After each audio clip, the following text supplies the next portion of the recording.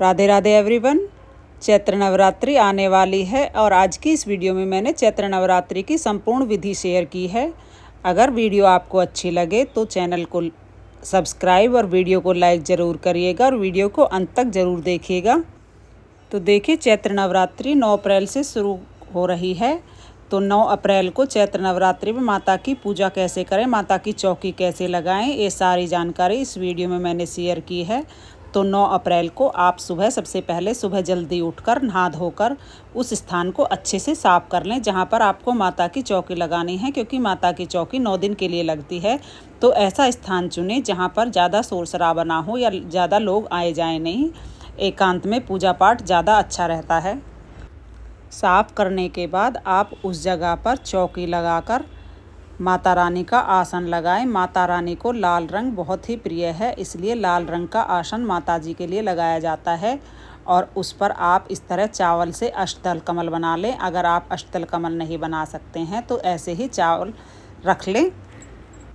इसके बाद हम थोड़े से चावल लेंगे और चावल का आसन देकर माता रानी को विराजमान करेंगे। माता रानी का फ़ोटो या मूर्ति, जो भी स्वरूप आपके पास है, आप उन्हें इस चौकी पर विराजमान कर दीजिएगा। तो यहाँ पर मेरे पास माता रानी की फ़ोटो है, बहुत ही सुंदर सी है, मैंने विराजमान कर दी है। उसके बाद हम गणेश जी को विराजमान करेंगे। गणेश जी के बिना कोई भी पूजा पूर्ण नहीं होती है। गणेश जी को आप ज़रूर विराजमान करें। और यदि आप ज्वारे बोते हैं तो ज्वारे बोने के लिए एक मिट्टी का पात्र लें। उसमें मैं मिट्टी के पात्र लेकर मिट्टी ले सकते हैं, उसमें साफ़ मिट्टी भरकर फिर उसमें ज्वारे बो दें। ज्वारे के लिए मैंने अलग से एक वीडियो बना दी है। उसके बाद हम नवग्रह बनाएंगे। इस तरह चावल की 9 ढेरी छोटी छोटी लगाकर हम नवग्रह की स्थापना करेंगे और षोडश मातृकाएँ हम माता रानी की मूर्ति में स्थापित कर देंगे। माता रानी को षोडश मातृकाएँ स्वरूप समझकर हम माता रानी का पूजन कर लेंगे।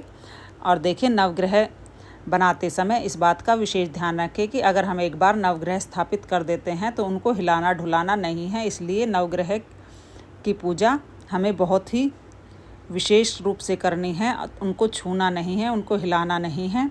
इस तरह 9 ढेरी लगाकर फिर उन पर हम 9 सुपारी रख देंगे। माता रानी के सीधे हाथ की तरफ हमें अष्टदल कमल बनाकर कलश की स्थापना करनी है। इसलिए नवग्रह हम माता रानी के सामने या फिर माता रानी के उल्टे हाथ की तरफ बना लेंगे। आप चाहें तो बाज़ार से लाकर नवग्रह की यंत्र जो आता है उसकी भी स्थापना कर सकते हैं, और अगर आप चाहें तो केवल सुपारी से भी नवग्रह बना सकते हैं। इस तरह मैंने चावल और सुपारी दोनों मिलाकर नवग्रह की स्थापना कर ली है। उसके बाद हम एक कलश ले लेंगे। पीतल, तांबा, मिट्टी, जो भी कलश आपके पास हो वो ले लीजिएगा। कलश के कंठ पर हम मोली अवश्य बांध लें। यहाँ पर मैंने मोली बांध ली है। और उसके बाद हम कलश पर स्वास्तिक बना देंगे। स्वास्तिक बहुत ही शुभ होता है और हम जब भी कोई पूजा करते हैं तो स्वास्तिक जरूर बनाते हैं। तो यहाँ पर आप कलश पर पहले भी स्वास्तिक बना सकते हैं, क्योंकि कलश की स्थापना करने के बाद कलश को बिल्कुल भी हिलाना नहीं है। तो मैंने स्वास्तिक बना लिया है। इसके बाद हम थोड़ा सा उसमें गंगा जल डालेंगे। उसके बाद हम फिर उसको शुद्ध जल से कंठ तक भर लेंगे। उसके बाद उसमें हल्दी, सुपारी, सिक्का, लौंग, इलायची, 5 चीज़ें हम इसमें डाल देंगे। आप चाहें तो इसमें हरी इलायची भी डाल सकते हैं। पूरे 9 दिन की स्थापना इसलिए हम डालेंगे कलश में, और इसको अष्टदल कमल के ऊपर हम विराजमान कर देंगे। और इसमें हम पंचपल्लव सजा देंगे। आम के पत्ते हमें लेने हैं। अगर आम के पत्ते आपको किसी कारण से नहीं मिलते हैं तो आप अशोक के पत्ते भी ले सकते हैं। तो पत्तों पर हमने तिलक पहले ही कर दिया है। पत्ते कलश पर सजा देंगे। इसके बाद किसी भी एक प्लेट में, या जो आपको कलश के ऊपर ढक्कन है उसके ऊपर हम नारियल रख देंगे। नारियल के ऊपर हमें लाल कपड़ा या चुनरी, जो भी आपके पास हो, उसे अवश्य लपेट लें। नारियल को हम तिलक कर लेंगे और हमें कलावा बांधना। अगर लाल कपड़ा ना मिले तो सिर्फ कलावा भी लपेट सकते हैं। अब नारियल का मुख अपनी तरफ करते हुए हमें कलश के ऊपर नारियल को विराजमान करना है। आप चाहें तो जो ज्वारे आपने बोए हैं उसके ऊपर भी आप कलश की स्थापना कर सकते हैं। और आप चाहे तो ज्वारे के ऊपर कलश की स्थापना कर दी। आप चाहे तो अष्टदल कमल के ऊपर भी कलश की स्थापना कर सकते हैं। मैंने यहाँ अष्टदल कमल के ऊपर कलश की स्थापना करनी है। एक बात का ध्यान रखना है, एक बार कलश की स्थापना करने के बाद कलश को हिलाया नहीं जाता है। पूरे 9 दिन तक कलश पर वही विद्यमान रहता है, यानी कलश को हिलाना नहीं होता है। चौकी लगाने के बाद सबसे पहले हम भाव रूप से सभी को स्नान करा देंगे। तो जल के छींटे लगाकर सभी को हमने स्नान करा लिया, क्योंकि हमें पहले नवरात्रि के दिन ही लगानी है ये चौकी। तो पूरे 9 दिन ये यहीं पर रहेगी। पूरे 9 दिन सुबह और शाम हमें चौकी पर पूजा करनी है। पहले नवरात्रि के दिन हमें चौकी लगाने हैं। यहाँ पर चौकी हमने लगा ली, अब हम पूजा करेंगे। आप चाहे तो आप अखंड दीपक जला सकते हैं। कुछ लोग पूरे 9 दिन का अखंड दीपक जलाते हैं। अगर आप अखंड दीपक जला रहे हैं तो बड़ा सा दीपक ले आइए और इसमें 1.25 हाथ की बाती लगाकर अखंड दीपक जला दीजिएगा। मैं यहाँ पर एक सिंपल दीपक जला रही हूँ। तो यहाँ पर सबसे पहले हम देसी घी का दिया जला देंगे। दिया जलाने के बाद अपने हाथ में फूल और चावल लेकर हम संकल्प करेंगे कि माता रानी में 9 दिन हम आपकी पूजन कर रहे हैं, आप मेरी मनोकामना को पूर्ण करें। और पूजा में रही गलतियों को क्षमा कर फूल हम माता रानी के चरणों में छोड़ देंगे। इस तरह से हम नवरात्रि का संकल्प लेंगे। तो अब हमने सभी को स्नान कर दिया है। अब हम गणेश जी को वस्त्र स्वरूप कलावा या जनेऊ समर्पित कर देंगे। उसके बाद हम माता रानी को कलावा समर्पित करें। आप चाहे तो माता रानी को लाल रंग की चुनरी भी समर्पित कर सकती हैं। कलश पर पहले ही चुनरी और कलावा बांध दिया है। और जो नवग्रह हैं उनके ऊपर छोटे छोटे से कलावे के टुकड़े वस्त्र के रूप में समर्पित कर दें। नवग्रह की जो सुपारी होती हैं उन्हें बिल्कुल भी हिलाना नहीं है। उसके बाद हम सभी का तिलक कर देंगे रोली से। सबसे पहले माता रानी का तिलक करेंगे, गणेश जी का तिलक करेंगे, फिर नवग्रहों का तिलक करेंगे, फिर कलश का दीपक का तिलक करेंगे।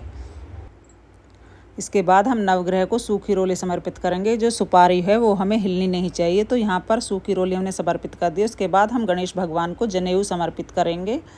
और अगर आपके पास जनेऊ नहीं है तो उन्हें आप कलावा रूपी जनेऊ अर्पित कर सकते हैं।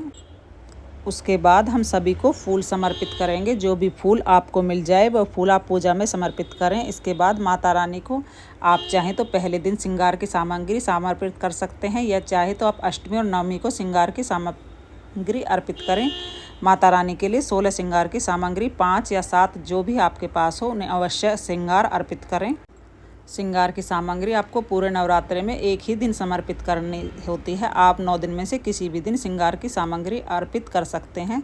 उसके बाद हम भोग समर्पित करेंगे। तो भोग में हमने आपने जो भी लिया है, बतासा, मिश्री, जो भी आप भोग में रखें वो समर्पित कर दीजिए। पान माता रानी को विशेष प्रिय होता है।